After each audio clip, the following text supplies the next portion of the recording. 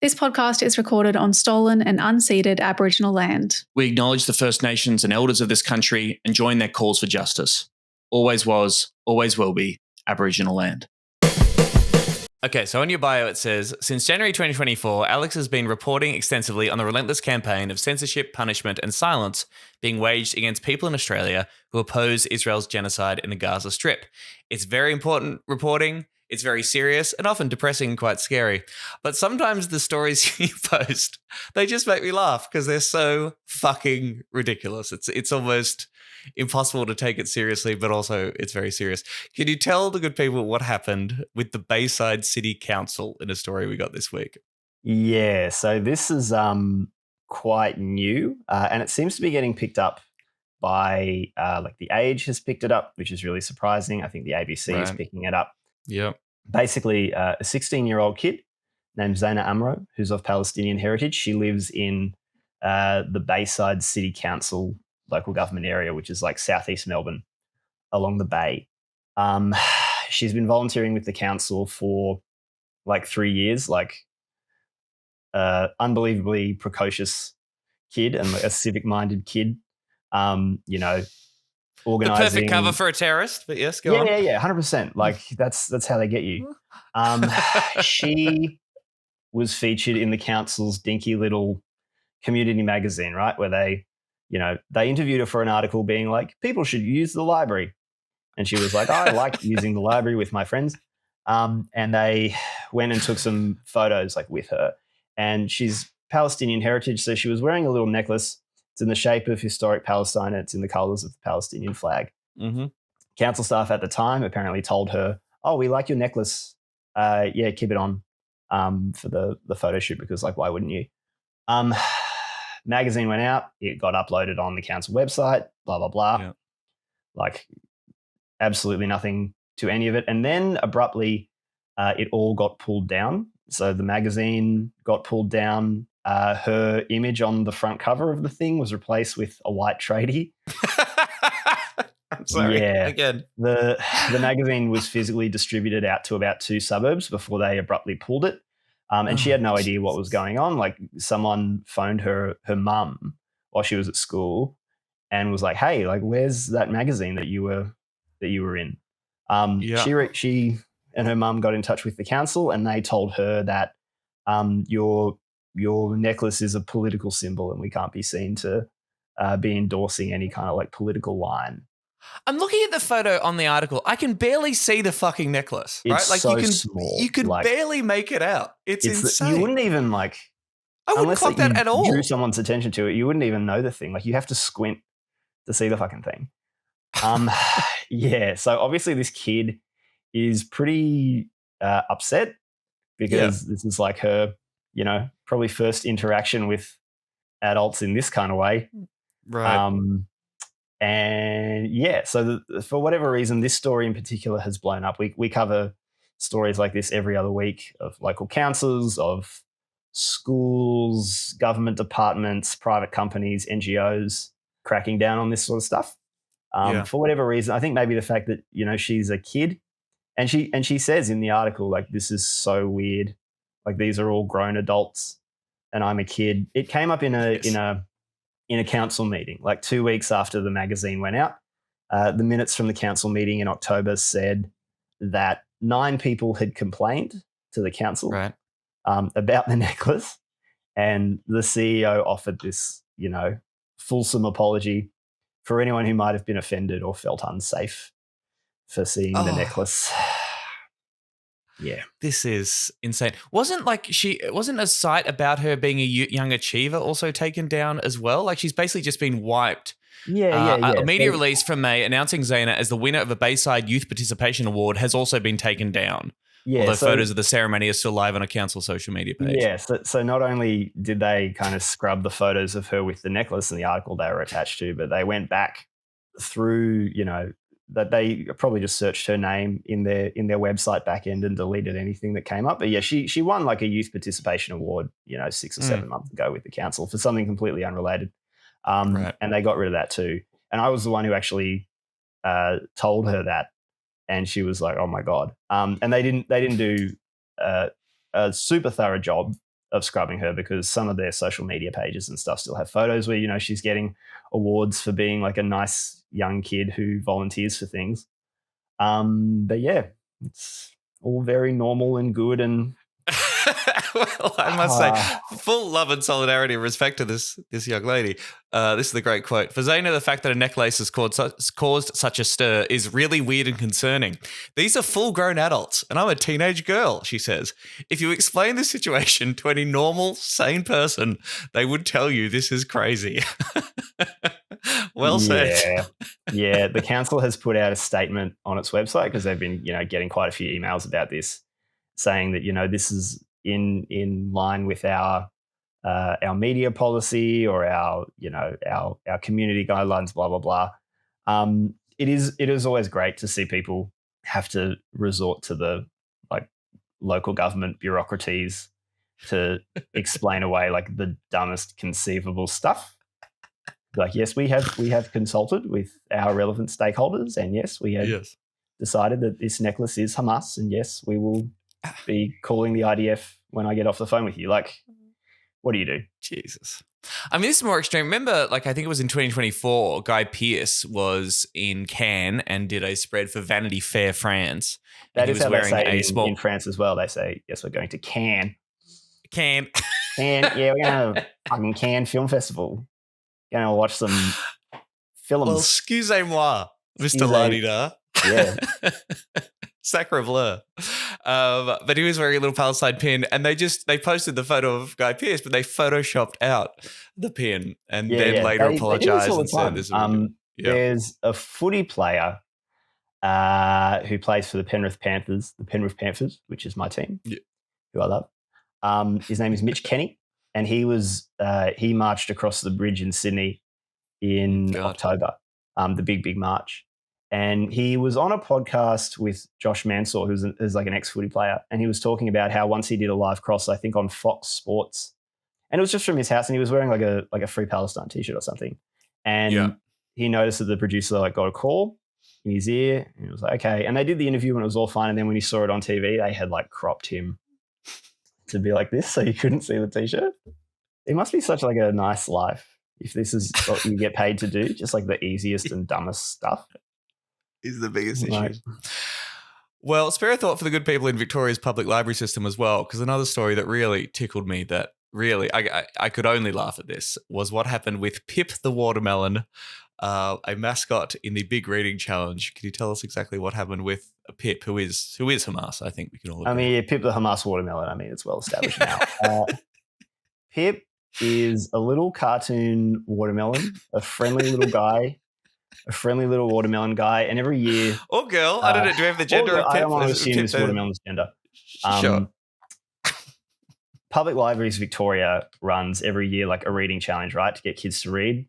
Great. They have a bunch of little cutesy cartoon mascots for this thing. I think they got like an ice cream cone and a hot dog and a watermelon. And it's not to read the Quran, is that right? The reading challenge, they want you to read anything, not just like say the Quran. You're not encouraged to read Hamas's founding document, but they don't explicitly say that you shouldn't either. So that could be an issue. It's very telling. The CEO of Public Libraries Victoria, Angela Savage, sent out an email to every public library in Victoria talking about how watermelon imagery has more recently been associated with political movements, particularly in global contexts, and didn't specify. So it's like, oh, which ones? Angela, like, are there any in particular that we should know about? Like any particular political movements, or like where on the globe this is? Yeah, and so it came with guidelines being like, don't use Pip by itself. Always pair Pip with like other, with the hot dog or whatever. Always make sure. I believe it's an apple and a book and maybe an ice cream. I think there's an apple and a book. Pip should always appear alongside. Yeah, the hot dog maybe appeared to me in a dream. And guidelines to be like, make sure you're only using Pip and the other little fellas to talk about how reading is good. Please don't use Pip to get kids to join the PFLP if possible. What I really, really liked about that story is a week after that email went out, or like a 2 weeks after that email went out, the CEO who sent that email out appeared on a panel talking about how we can uphold truth, diversity, and democracy in Australian libraries. It was part of this screening of this documentary about like what's happening in the US, right, where libraries are basically being shut down and censored. And so they, screened this documentary being like the library is the bastion of free speech and liberty. And so I guess she got up there and was like, yes, we must defend our librarians, but also don't use this. What are you doing with that watermelon?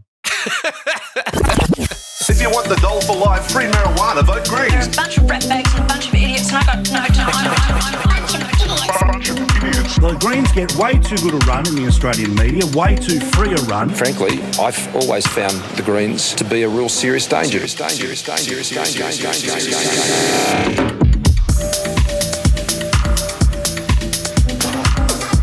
Hey everybody, it is Serious Danger, a podcast about green politics in Australia. This is not an official Greens Party podcast for legal reasons. It's produced by Michael the Griffin. I'm Tom Ballard, coming to you once again from the lands of the Wurundjeri and Bunurong people in Naarm, Melbourne. If you're under 16 and you're watching this on YouTube, the cops are on their way and you should be ashamed of yourselves. Fuck off. I'm not going to jail. Do we go to jail if kids are watching us? I have to assume there's something in the law that's like, if you know that there's a kid online, you are going to jail. We're bringing back the death penalty. To everybody else, hello. This week's guest co-host is a journalist whose work has appeared everywhere from Crikey to the New York Times. He's the co-founder of Deepcut News, which you should definitely check out and support. Alex McKinnon, hello. Welcome to Serious Danger. Thanks for being here. Hello, Tom. Blessings. Hello, mate. Blessings upon us all. For those of us who don't know, or those people out there who don't know, what is Deepcut News? Why did you make it? What's your mission?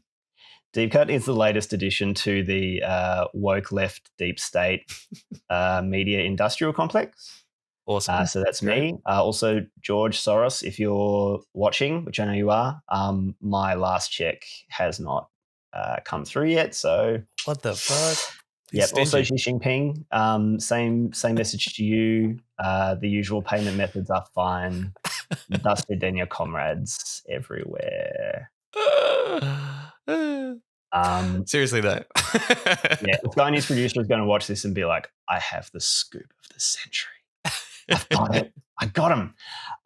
Deepcut News is an independent news platform launched by myself and Anton Issa, who is this story journalist, worked at The Guardian for a really, really long time, was a foreign correspondent in Lebanon for a long time, and who left The Guardian in 2024 over The Guardian's coverage of the genocide in Gaza, or lack thereof. We both started Deepcut in about May this year because we were both very frustrated with the quality of the journalism that was being done, one about the genocide on the ground, and also about how that was playing out in Australia.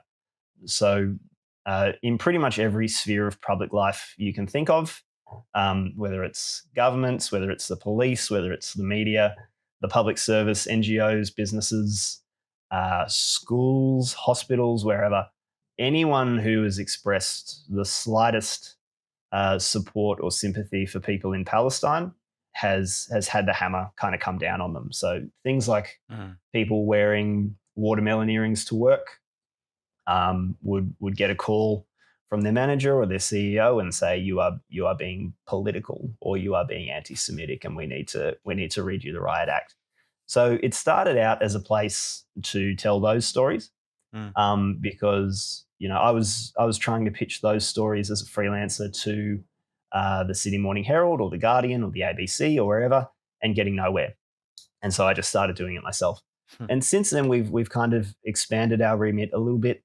We cover like the housing crisis. We cover issues of free speech. We're covering First Nations issues. And Anton as well has a focus on the geopolitics of West Asia. To kind of explain the region and what's going on there in a way that isn't sort of written by, the Freedom Eagle Institute for American, run out of for American excellence. Yeah. Man, it's so good. I mean, again, people should definitely check it out. Support Deepcut News. I celebrate the flourishing of independent media.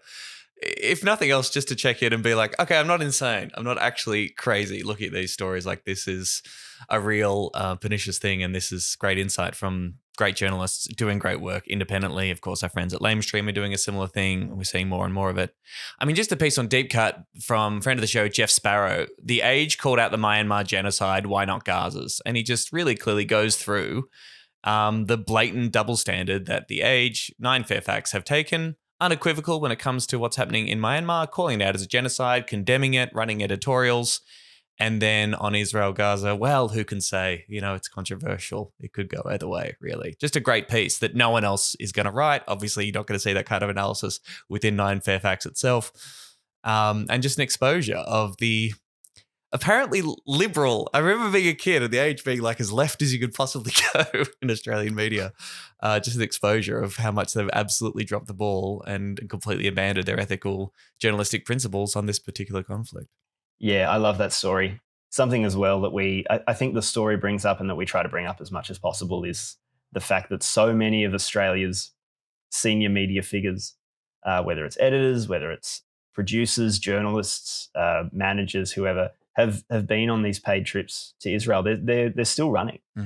Yeah. You know, I think the former head of the Sydney Morning Herald, Bevan Shields, he went on one of these trips. The head of the Daily Telegraph, Ben English. There's a list on Crikey, which is another really good independent publication. And it's not comprehensive, as in not every last name is on there because that's kind of hard to get. But it's an incomplete list of all the journalists and media figures who have been on trips to Israel that were sponsored in full or in part by either representatives of the Israeli government or domestic Zionist lobby groups. And it is so long. No one has ever offered me a free trip, weirdly. I don't know. I'd go. I'd go. Anywhere. Sure, I'd go. And I'd probably ask questions that would get me kicked off the tour bus, but hook me up. Let's do it. Hit him up. BB, get in touch with Deepcut News. Yeah. Dallas McKinnon. BB, I just want to talk. I've got some questions for you. And of course, the question I'm asking everybody, and generally this is your first time on the show, we generally ask, what are your general vibes on the Australian Greens, their place in Australian politics since the election, not just on Palestine and the genocide in Gaza, but more generally, where they are politically as an expression of the Australian left right now? It's really interesting, isn't it? Since the election has been such an interesting time for the Greens, there's a meme that's going around of people talking about did you know the Greens are at a crossroads? Which is every article written about the Greens for 15 years. Yeah. But it is true. The Greens electoral result was pretty bad in my view. You go into an election to win seats, and if you win more seats than you had before, then that's a good result. And if you wind up with less seats, I didn't go to that election to win seats. I went to that election to maintain our national vote across the board and make sure we didn't go backwards. And actually, we could do with fewer seats. It was actually a lot of hassle. So it's actually good that they're gone. Yeah, 100%. Who needs the admin? Who needs a leader?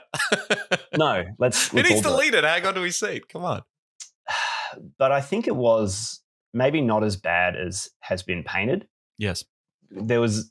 I don't think people understand the incredible strength of the swing to the Labor Party and how much that was predicated on Peter Dutton and people just being genuinely terrified of Peter Dutton. You know, Labor was behind in the polls pretty badly for up until about, I think, 2 months or 6 weeks before the election. And Peter Dutton had really flown under a lot of people's radar. He didn't do interviews with most media outlets. He only ever did interviews with News Corp and with Sky News. And then when the election kicked off properly, he couldn't do that anymore. He had to front up. And people kind of looked at him and went, oh my God, this guy could genuinely be the next prime minister. And it freaked people out, and rightly so. And so there was this massive swing to the Labor Party, unprecedented in Australian electoral history. The Liberal Party has never done as badly as it did in 2025. Their first election where they formed in 1945, they did better then.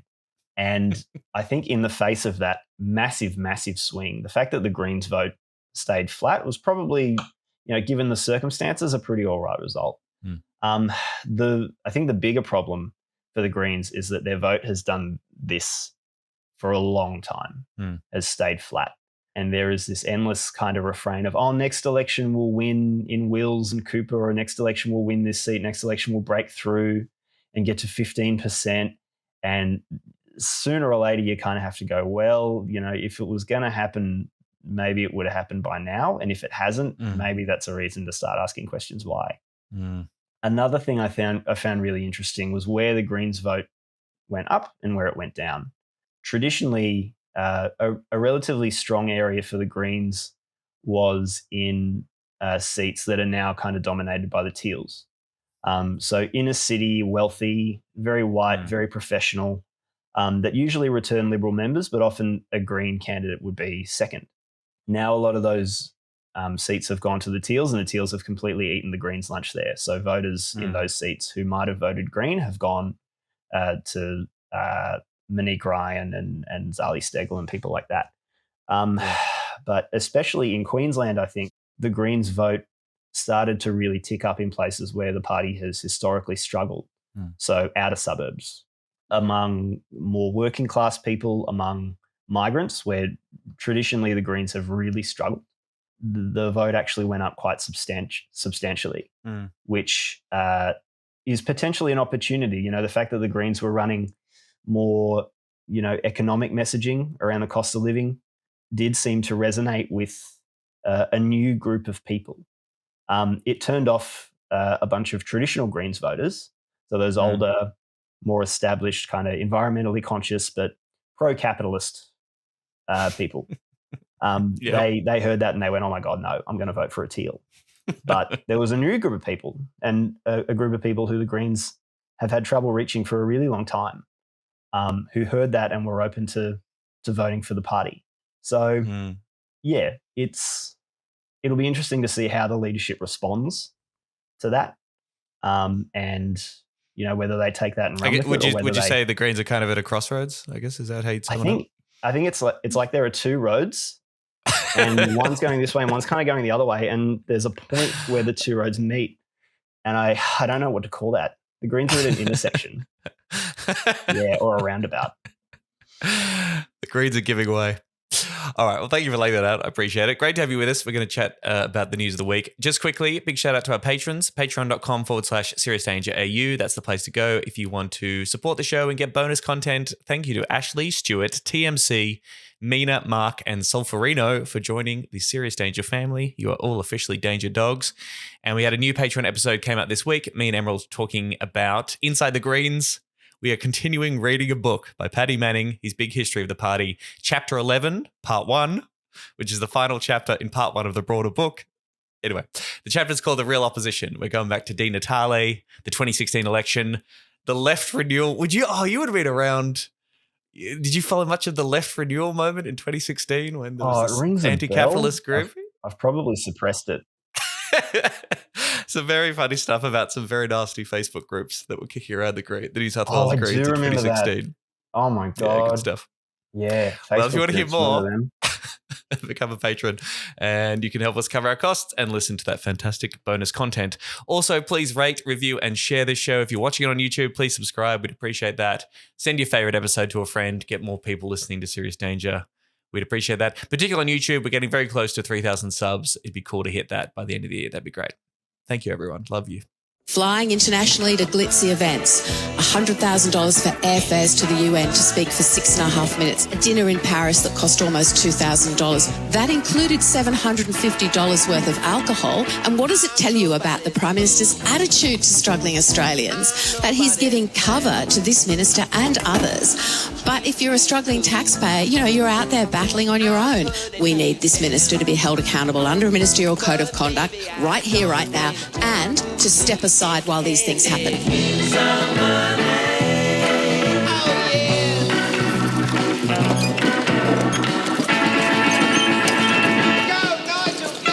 All right, news of the week. Obviously, the introduction of the social media ban is big. I want to talk about that because it's like actually a policy thing that really affects people's lives. But annoyingly, the other story that was sort of dominating our news this week was the fucking expenses scandal. This is how things started at the start of the week. Prime Minister Anthony Albanese has defended his decision to authorise changes to Communication Minister Annika Wells' travel plans that resulted in a near $100,000 bill. Albanese approved flight changes worth $94,827 for Wells and 2 staffers to travel business class to New York due to the Optus 000 outage in September. It has since been revealed that Wells' family went skiing in Thredbo using taxpayer-funded family reunion entitlements while the minister was there for an official event. While in Paris during the Olympics as sports minister, Wells spent $1,000 for a dinner for 4 at a Michelin star restaurant, followed by drinks costing $750. What is it? 4 people, $750 on booze. That is in Paris. Okay, I mean, I guess you could eat pretty good for $1,750 fucking dollars. Oh my god! How much is a fucking snail and some frog legs, mate? Wells used the family allowance to fly her husband, Finn McCarthy, to Melbourne for the AFL Grand Final 3 times, for the Boxing Day Test 2 times, and to the F1 Grand Prix. On several occasions, he completed the return trip home to Brisbane on the same day. It's a good life. I got to get on this. You got to get onto it. Got to marry a minister. Can someone please employ me to do no work and fuck around? It seems like there's this whole class of people and that's their job. It's like, people who work at like KPMG and stuff, or for like who head up think tanks or whatever, and who are like the head of vibes at Optus. Yeah. Like I want one of those jobs. I want to get paid $350,000 a year and just like rock up to like the NRL grand final and get pissed. I think head of vibes at Optus would be a tough gig. The vibes do not seem good. Currently it would be like, what are the vibes like? And you'd just be like, they're off.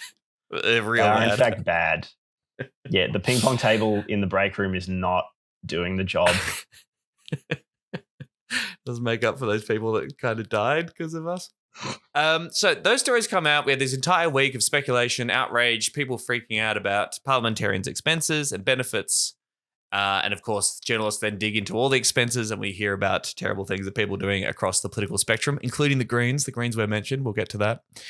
Annika Wells said she acted entirely within the rules. It's all within the rules. It's all fine, which of course makes people go, what the fuck's up with these rules? People saying this doesn't pass the pub test or the sniff test.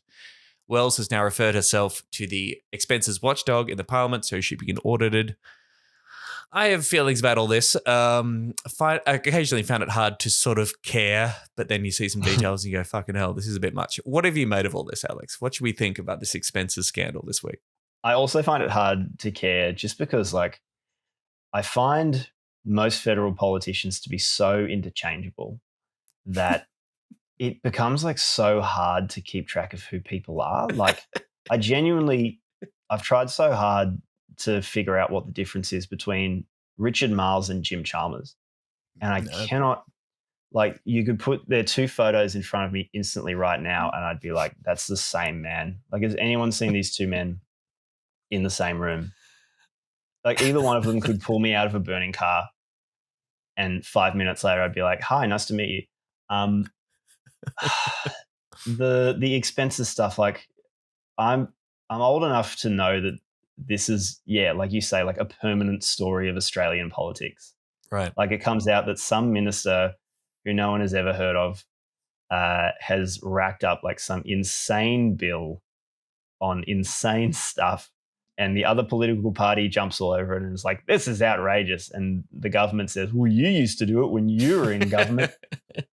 And it just goes like round and round and round, and someone becomes like embattled and then maybe resigns for a while. And then, like, 9 to 18 months later is back in some dinky role. And the earth keeps spinning and spinning and spinning, and we're all one day closer to death. Like, the only like kind of takeaway that I have from all of it is that I think it's a sign that the government has already become like quite arrogant and quite complacent, which is warning bells, right? Like, the Labor Party has this huge majority in federal parliament. The Liberal Party is eating itself. There is no kind of real opposition to Anthony Albanese and whatever it is he's trying to do. Hmm. But that means that, this is where you can really reliably vouch for the Labor Party to start fucking up. I remember in like Conditions are perfect. Conditions are perfect. Like I remember in 2007, 2008, like Kevin Rudd, that guy was untouchable. People forget. He was the most popular guy since Bob Hawke. And the Liberal Party was eating itself, and Labor had like free reign to pretty much do whatever it wanted. And they immediately started shooting themselves in the foot. And so I worry that is going to start happening again, that they're going to start, kicking all these own goals, and that it's going to start pissing people off. And then the weird, like, sea creatures in the Labor Party are going to start doing their weird, like, factional whatever. Some guy who no one has ever heard of is like, I'm going to be Prime Minister one day, and this is my time, and start doing all that crap. And it's going to baffle people and turn people off. And then some freak in the Liberal Party is going to pick it up and run with it. All One Nation. I worry about where this stuff is going to lead to in like 18 months' time. But where did this story come from, I suppose? I mean, I heard some speculation that it was coming from within Labor sources. It was like Labor dirt unit stuff. I mean, it did seem like particularly coordinated. I believe there were freedom of information requests made a while ago about some of this stuff. Then someone sat on that. We've also seen the information do the classic rollout across the week, right? So it's always a scandal. One detail of the story, and then the next day there's more details or a different story, which just gives the impression of a rolling crisis, right? Like it's getting worse and worse and worse. It seems to me to be kind of like a deliberate strategy to specifically hit Wells pretty hard. Not that I'm saying she did the right thing here or whatever, but what's your journalistic instincts telling you about the way this story is actually played out? Yeah, look, it could be. I have no idea why Annika Wells in particular would be the person targeted for that. Like, she's not particularly high profile. Well, except for this week when the social media ban is being kicked, right? She was supposed to be the face of the social media ban. I assume it has to do with, again, like weird internal Labor Party bullshit that no one who isn't like a party lifer would understand or care about in the slightest way. It probably has to do with like, our little sub-factional grouplet in South Australia or wherever wants one more person on some committee or something, and so we're going to like run this weird media campaign. Often that's the real reason why a lot of this stuff happens. It makes absolutely no sense from the outside, but it's not designed to. It's all, inside baseball. Yeah. I mean, just on the general idea of like expenses scandals, I sort of go back and forth on this because like in terms of the crimes of the political class and in terms of wasting taxpayers' money, this shit to me is very, very far down the list. I mean, this is a government that has been complicit in a genocide, that is sending weapons to a state that is committing a genocide that we know about, we can see with our very own eyes. That should be the number one scandal associated with this government every single day.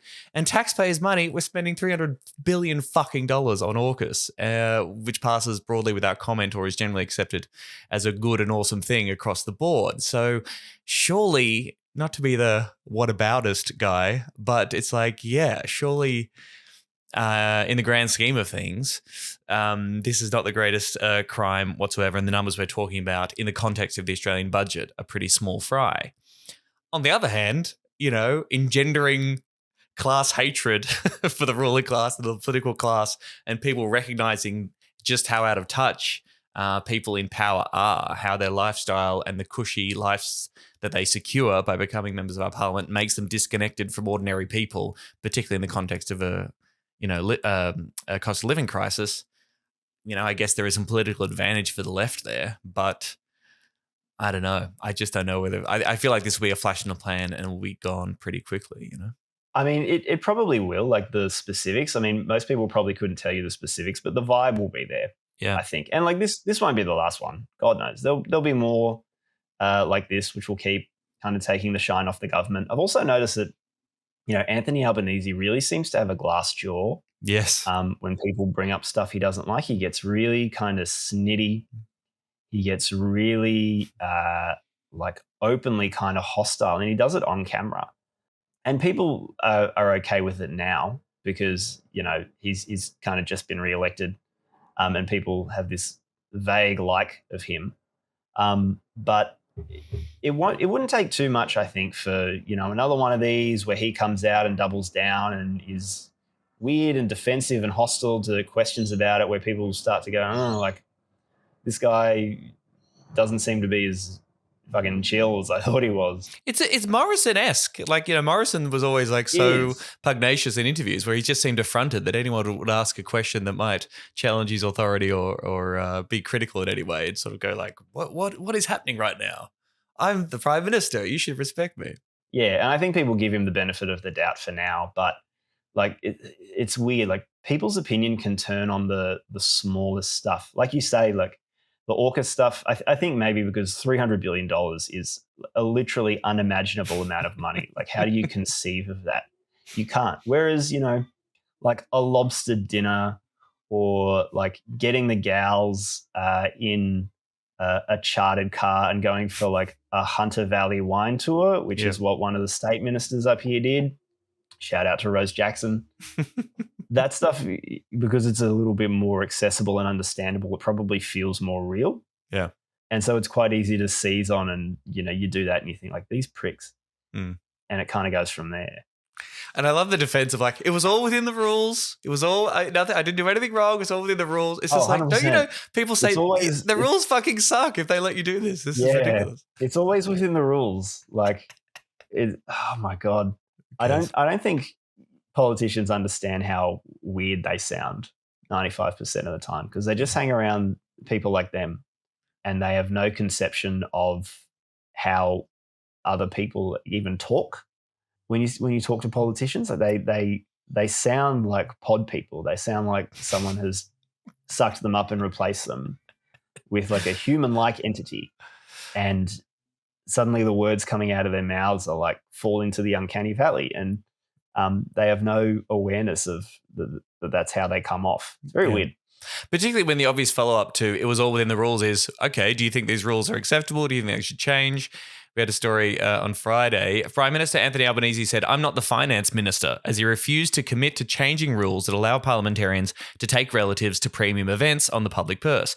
It comes as it was revealed his government has twice delayed a major review of travel rules, most recently in March, pushing it back to late 2027. Yeah, sure. It's fine. It's all fine. Love to see it. It's great. I also love the Labor hack defences. Dee Madigan, a good friend of the Labor Party, said, if the Liberals are so incensed by the parliamentary entitlement rules, why didn't they change them in the 10 years they were in power? Maybe after Bronnie took the chopper ride, or Susan charged the taxpayer her flights to buy a Gold Coast apartment. Now, sure, there is a hypocrisy charged against the coalition that's trying to make political hay out of this story, but Jesus Christ. It's like, it's not our fault we're abusing these rules. The Liberals didn't change them when they're in power. You could write this story as a template, right? Where you leave the name blank and like the scandal and the amount of money and the reply from the government being like, this party did it when they were in power. Yes. Well, yeah, it's kind of the point. I don't know, man. Like this stuff is so bleak. Then they say people are like, how dare you imply that the two major parties are just as bad as each other? It's like, we're actually different. We're better. It's like, well, apparently not. Apparently your baseline of moral activity is just whatever the fuck the other guys did. And if they did it, then we're going to do it as well. And it's fine. It was kind of weird how all this happened around the time that Graham Richardson died and he had his funeral. Right. Graham Richardson was, you read the stuff and his sole motivation was like, I want to eat like a big fucking meal and I want to get pissed and I maybe want to go visit a sex worker. Like that was kind of why he was this big, powerful dude in the Labor Party. Like that was his driving motivation. He wasn't ambitious in terms of, I want to change the country. I want to take it this way or that way. He was like, no, I just want like a good feed. I want like a nice bottle of wine and I want to pay some poor woman to do stuff to me. And he got a state funeral the other day where everyone stood up and was like, he was a great man. It was a great man. It's like, we could probably do a bit better, maybe. I don't know. So the focus is on these family reunion rules and benefits that MPs have, right? Under family reunion rules, federal MPs are allowed 3 return business class flights a year for family members flying between the MP's home base and a city other than Canberra, and the value of 9 business class flights to Canberra.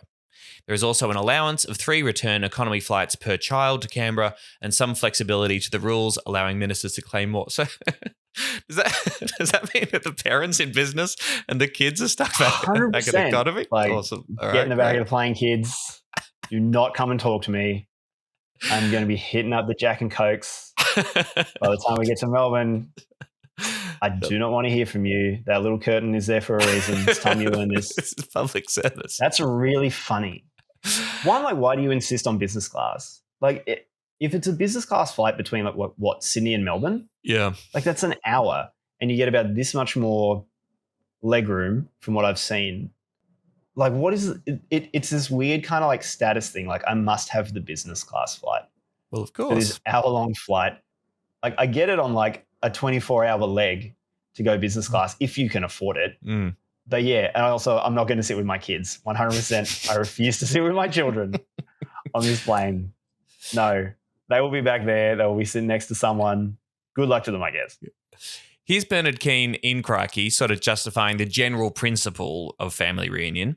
The idea behind allowing politicians to bring spouses and kids with them on some travel, senior public servants have something similar, is sound. Being an MP, let alone a minister, means a lot of time away from your family. For politicians from Western Australia in particular, travel is a serious occupational hazard. And if we think it's a good thing for Parliament to more closely resemble the community rather than a bunch of middle-aged white men, we need to be willing to do what's necessary to allow all kinds of people to pursue politics without punishing their families. Part of that is allowing MPs to bring their families with them some of the time. Do you agree with that? Okay. I don't. I mean, maybe. I guess. I just think like so Like, many that's jobs what the involve. money is for. Yeah, they get That's paid. what the money is for. A minister is on 400K Like, a you get year at paid- least. A backbencher Yeah, salary, a base backbencher salary gets is 240K. Yeah. $1,000 a year. That is so much money. Fly your own goddamn family around. Parliament sits like 16 weeks a year. Yeah. And like, yeah, I know that politicians like spend a lot of time away from their families. They do a lot of travel. But also, like, no one made you do this. No one put a gun to your head and say Right. you have to be a federal politician. Yeah. It's kind of comes with the job, I think, maybe. And if you want to fly your family out, great. Like, dip into the $240,000 a year that you get paid to do the job. Surely. I don't know, man. It's hard to match the I'm flying my husband down from Brisbane for the grand final and he's flying back that night with the kind of I need to spend more time with my family logic. That doesn't quite seem to ring particularly true. Or like, oh, and my husband also happens to be a lobbyist and he's going to be like doing his job at this family reunion event. Like,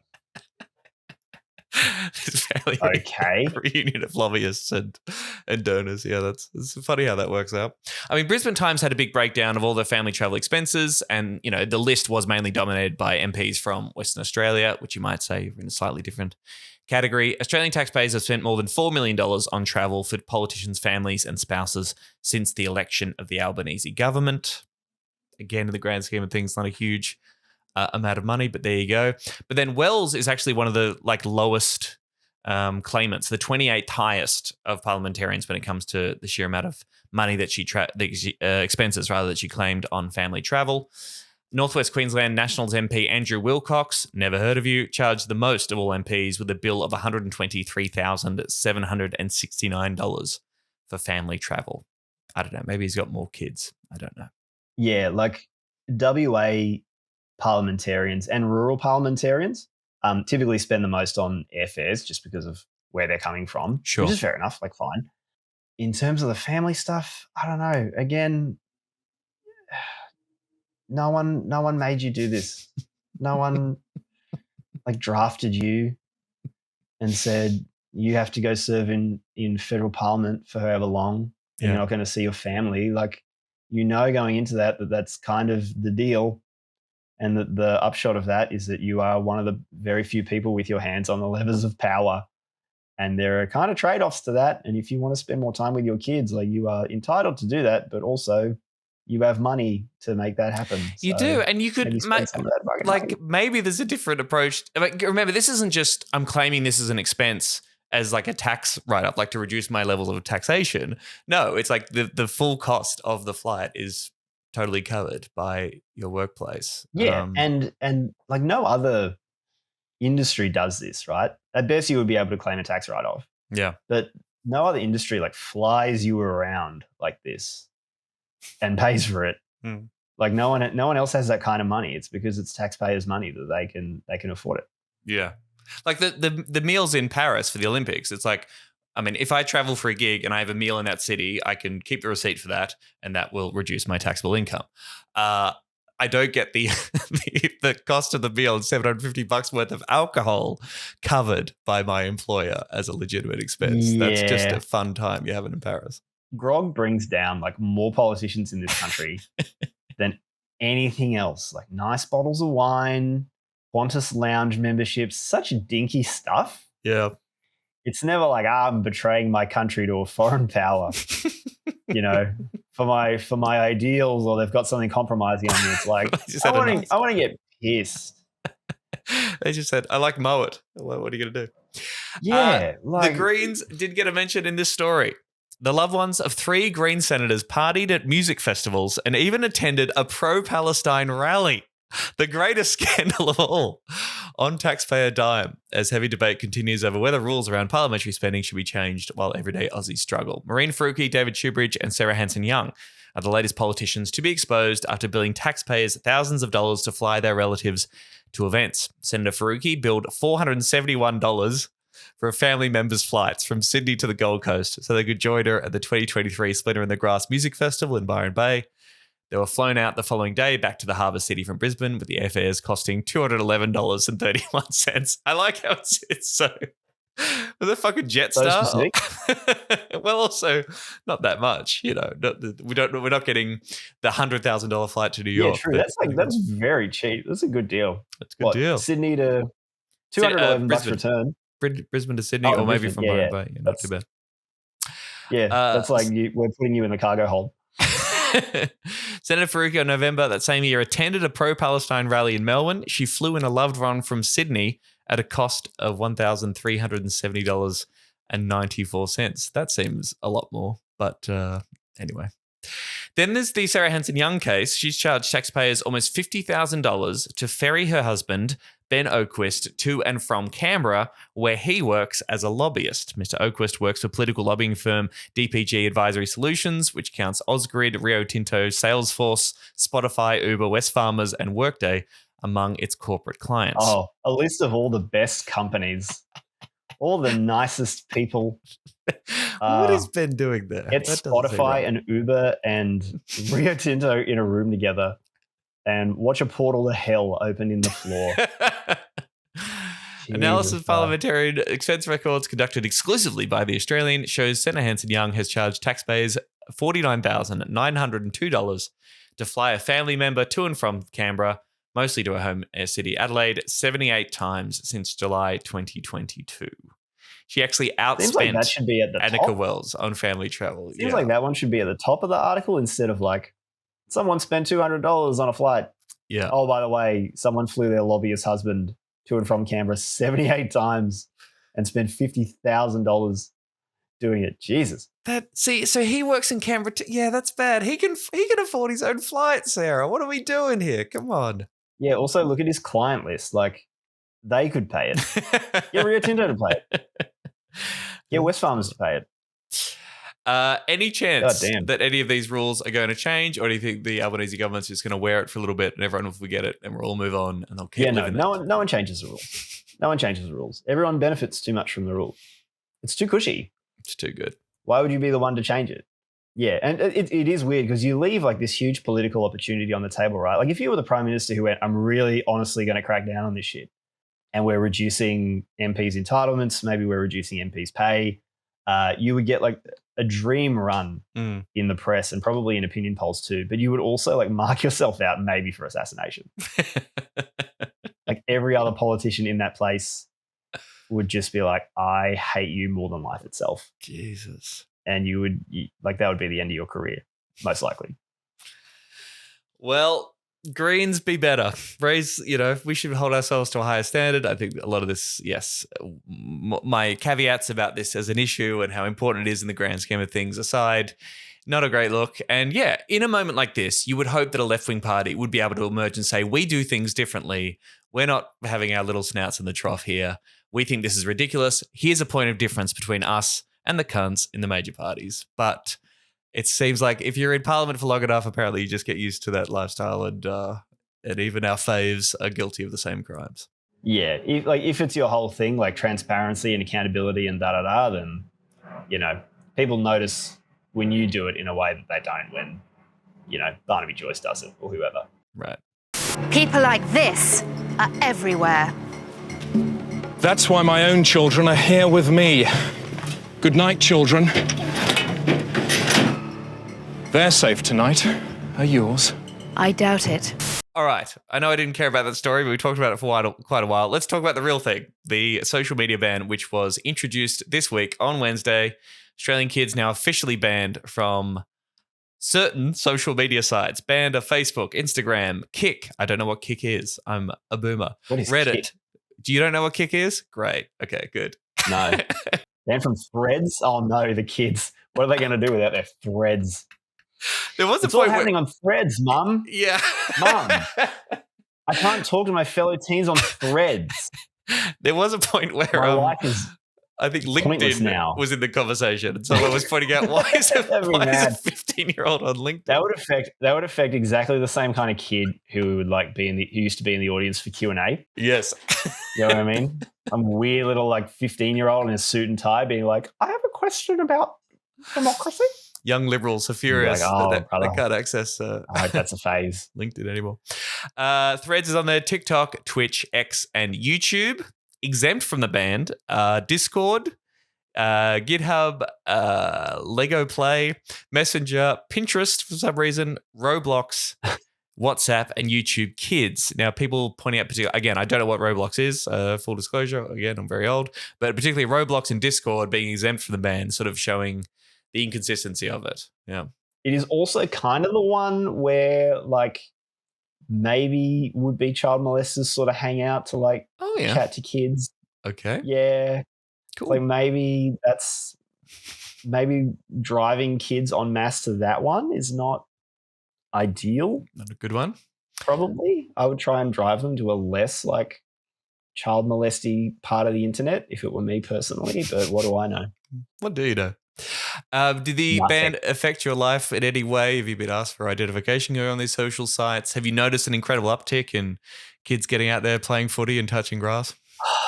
No, I'm in that weird phase of life where I'm no longer a teenager, but I have not yet started interacting with teenagers. So, my only experience of teenagers now is where I see them on the train and I get a bit scared.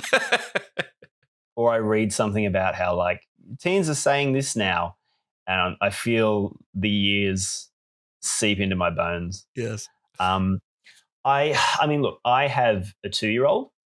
So I think about how is my daughter going to interact with screens and with the hell pit that is the internet and AI and all that sort of stuff.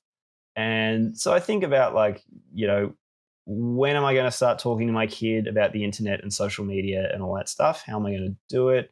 And as I ask myself those questions, conscious of the fact that she's going to be asking me things that I won't know the answers to. And so it's not as though there's no problem. It's not as though, letting kids open slather look at beheading videos and porn and gambling and Nazi stuff is not something that requires a response. It is. But in Australia, we love to ban things. We love to ban things. Remember the lockout laws in Sydney? One guy got punched and he died, and that was horrible. And the response was, okay, you cannot go out in the city for a drink ever again. And we're going to ban, we banned glass. We banned glass in pubs after a certain hour, and everyone was drinking out of plastic cups. Yes. And then 10 years went by and we went, the CBD of the largest city in the country is dead. Yeah. What did we do?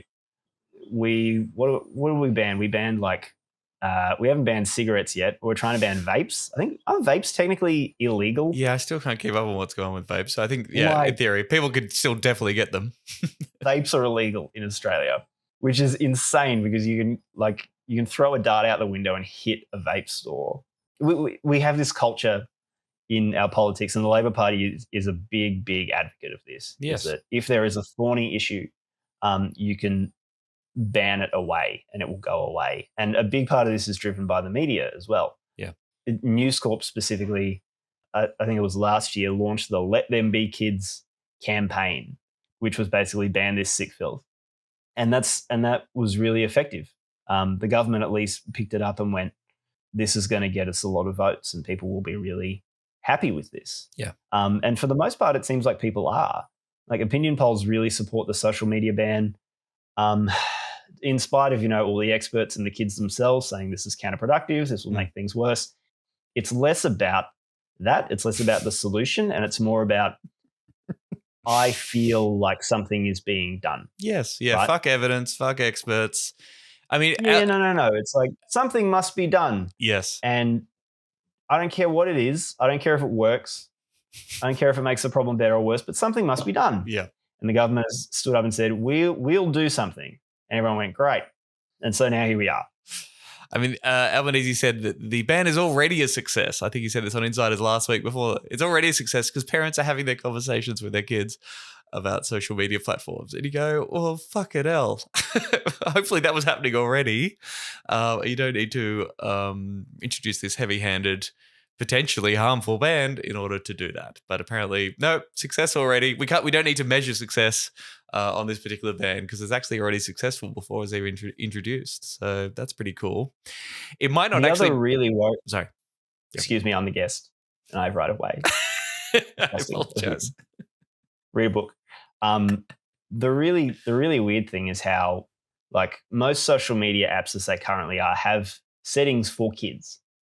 Right, for people under 16 or under 13 or whatever, that says, okay, you're someone under this age using this app, so we're going to have some sort of internal regulation that filters out stuff you probably shouldn't see. Not to say that, apps do that well, but it is there. On YouTube, for example.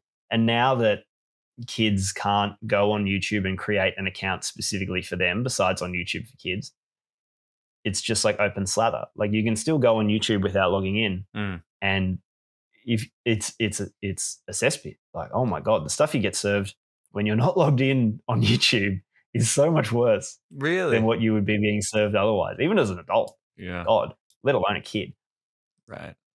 Well, yeah, it might not be going that great. Teenagers are finding ways to circumvent the ban by fooling facial scanning age estimation technology with methods including VPNs, fake IDs, and makeup. I think I saw some people using photos of dogs to get by the facial recognition thing, which is cute. But those dog ears.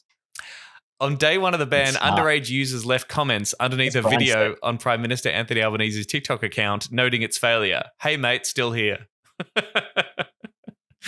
I remember it was weird. Like when I was in high school, which is in like 2006, 2007, that was really like the last years before smartphones, right? So the internet was there and it was kind of fast enough that you could use it for stuff, but it wasn't like as embedded in our lives as it is now. And so we had like a computer room where everyone would go and sit and like learn touch typing and stuff like that.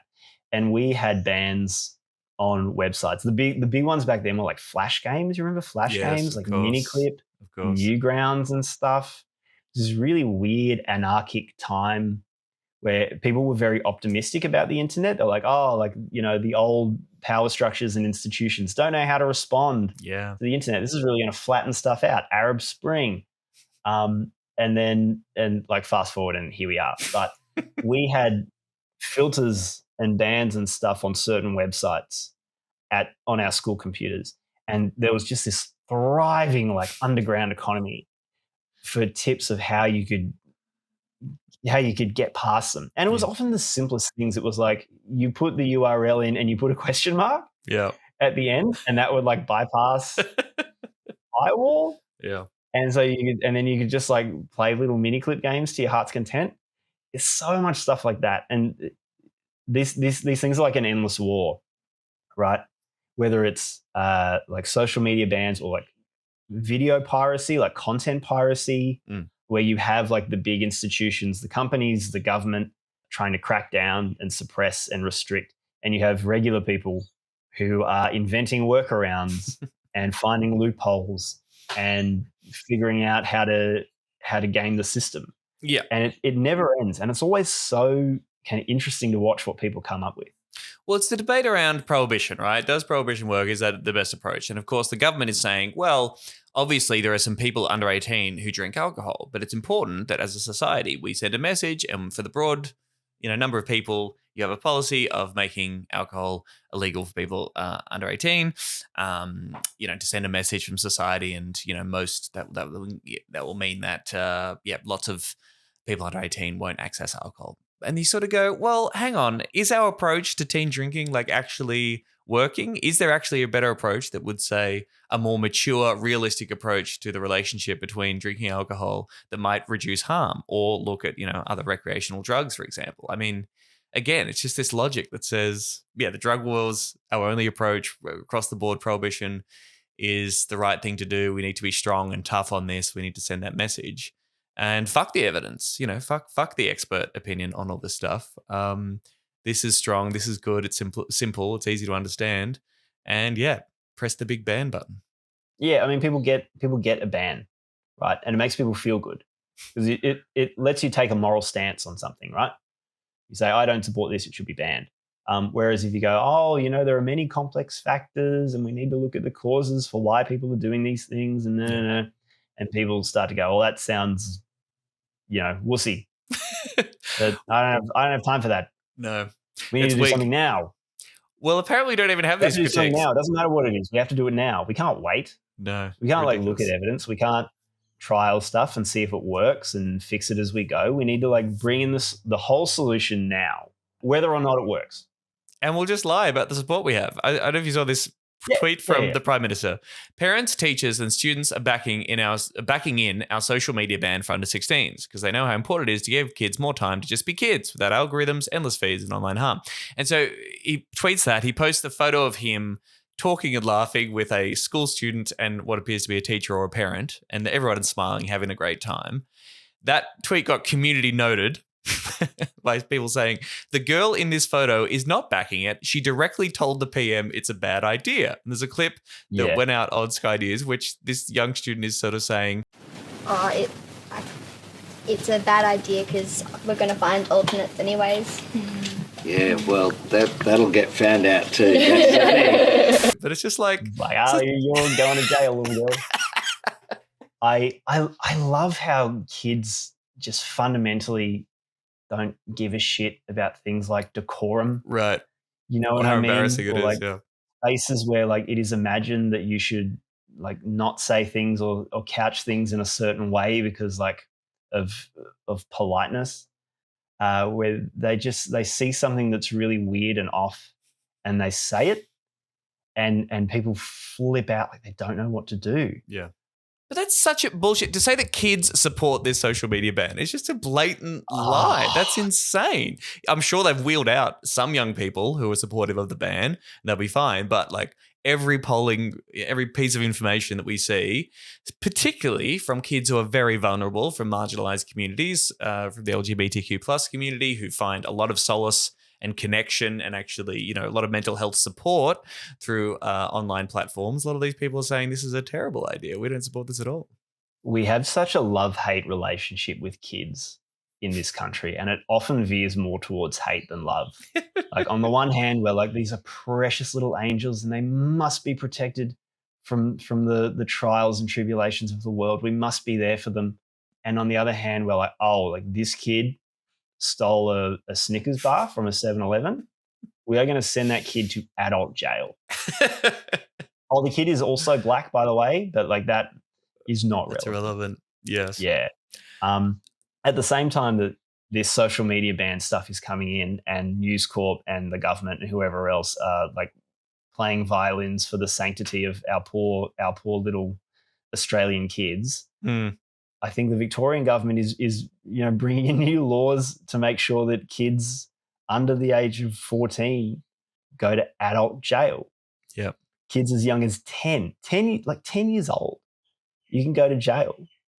I can barely wrap my head around that. Kids who are 10 still have their baby teeth, some of them. Yeah. And it is this horribly cynical exercise where, we use kids, we speak in the name of kids on the one hand to say we're protecting them, to stop them going on LinkedIn or Threads.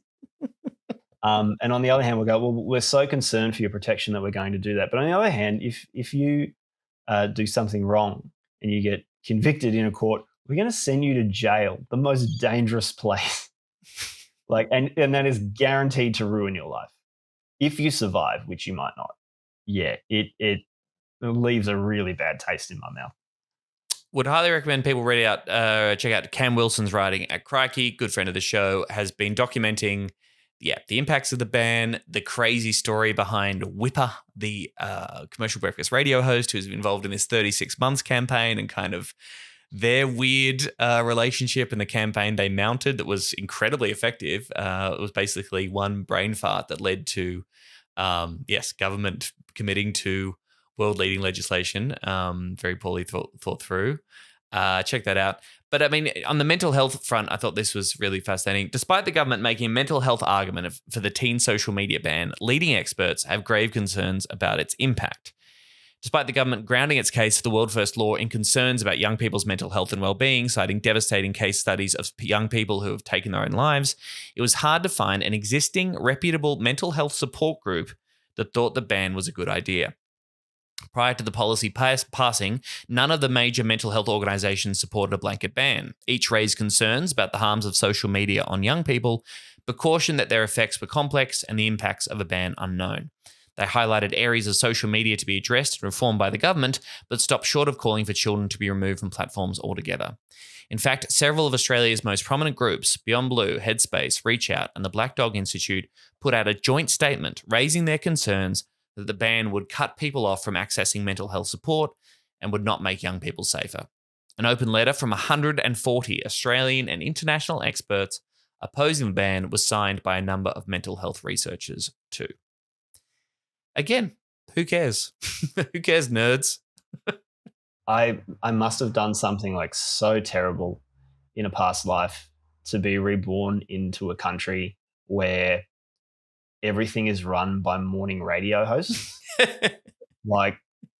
Oh my God, I must have been a monster. Real bad. It is the dumbest, and it always has been. I know the Melbourne talkback radio scene is heinous, but in Sydney, in the 90s, Alan Jones ran the city. Basically, Bob Carr, who was the premier at the time, his office used to send Alan Jones's people a dossier of what they had going on that day, every day. And if they arced up and said, "Oh no, we're not gonna, we'll do you for this," they would can it. So they would can policies, they would can funding stuff based on what Alan Jones thought of it. Yeah, and we're just now and I had almost forgotten that there was a guy named Whipper. I was so nearly there, and now you've brought him back into my frontal lobe. Where's Fitzy on all this? That's my question. What is Fitzy's position on the ban? Fitzy didn't make it. Fitzy's dead, man. I'm sorry to be the one to break it to you. He cited this open letter from 140 Australian independent experts criticising the ban, and he was asked to leave. Fitzy's probably working for Orcas. Yes, right. He sewed that up. I'm a ex-breakfast radio host, but we didn't change anything, right? We never suggested that it's just any public policy proposal should be implemented across the board. And I'm proud of that. You should have come up, I don't know, just the dumbest thing. Ankle monitors for single mums. Let's do it. Be the change you want to see in the world. Everyone's gay and trans now. Mahatma Gandhi would have loved this. Make it happen. Prime Minister, let's do it.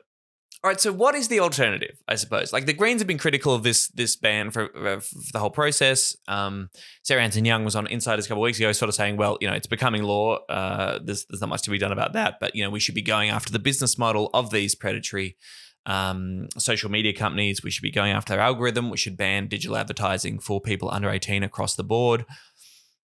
What is the alternative that we're talking about? And it's because it seems to me that, yes, again, we are not changing the algorithm here. We are just removing some of the customers for these massive companies and delaying their entry into the market until they're 16 years old. That's all that this does. So the presentation of it was like the Albanese government taking on tech capital is incredibly overblown and pretty misleading.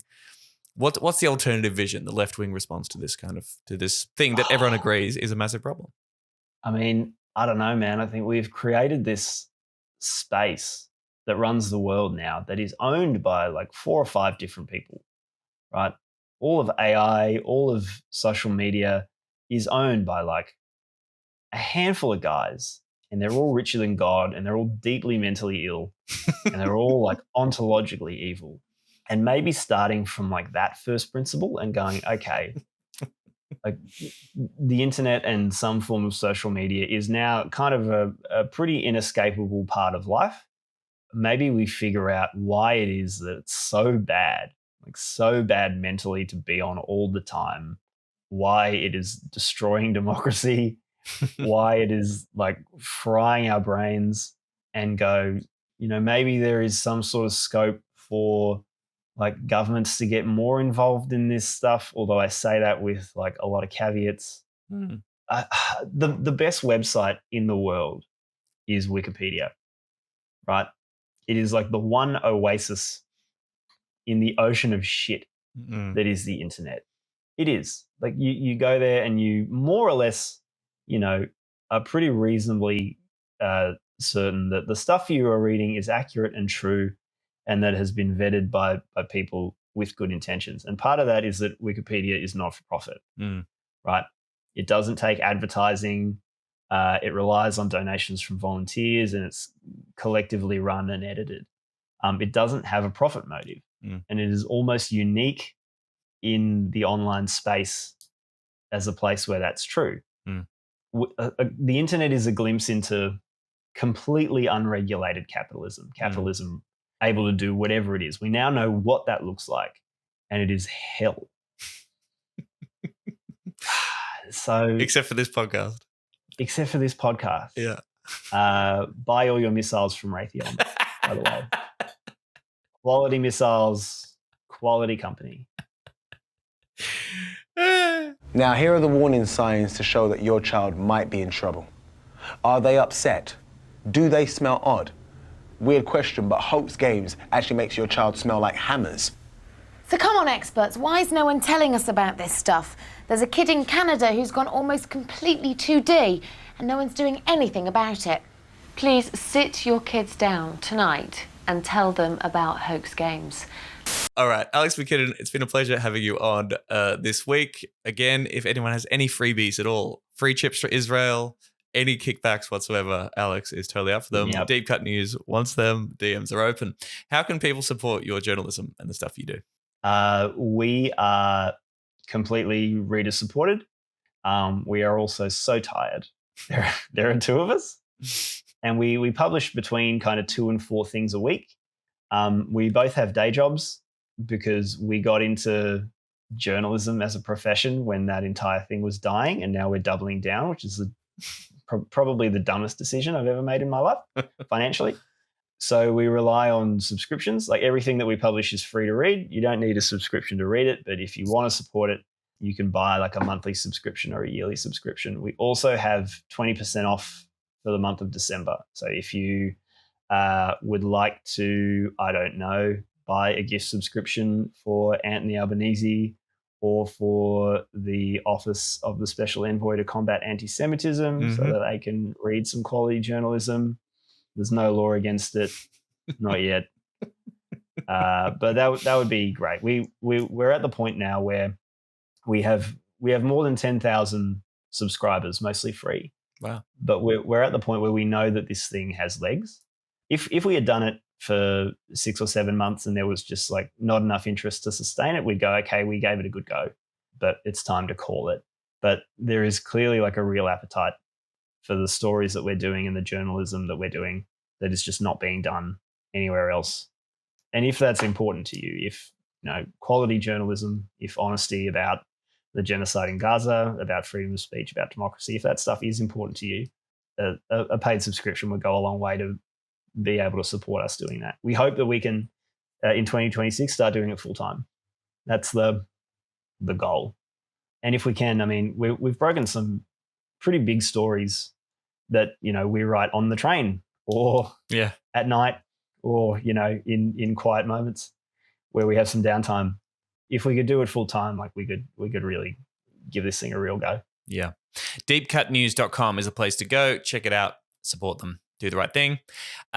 Quick plug, if you're in Naarm, there is a Gathering for Gaza happening on Sunday, December 21st. You might have heard about this. Looks like a pretty awesome event. I unfortunately cannot make it, but holy shit.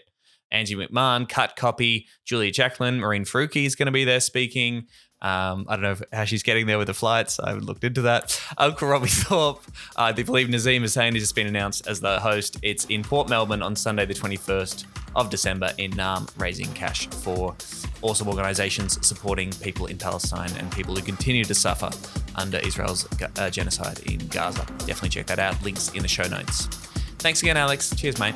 Thank you, Tom. Das Videnia.